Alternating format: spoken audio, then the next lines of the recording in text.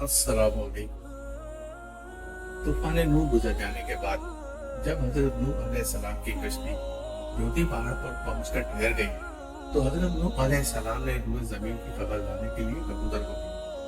तो वो जमीन पर नहीं उतरा, बल्कि मलसबा से जैतून की एक पत्ती चोंच में लेकर आ गया। तो आप अलैहिस्सलाम ने फरमाया कि तुम जमीन पर नहीं उतरे, इसलिए फिर जाओ और रूए जमीन की खबर लाओ।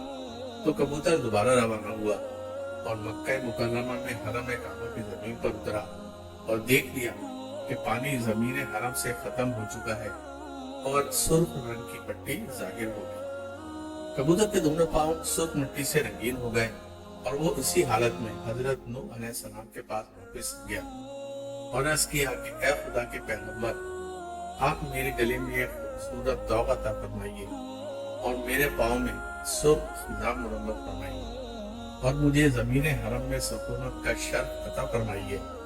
चुनाचा हजरत नूह अलैहिस्सलाम ने कबूतर के सर पर शफकत से हाथ फेरा और उसके लिए ये दुआ फरमा दी कि उसके गले में धारी का एक खूबसूरत हार पड़ा रहे और उसके पाँव सुर्ख हो जाए और उसकी नस्ल में खैर बरकत रहे और इसको जमीन हरम में सुकूनत का शर्फ मिले।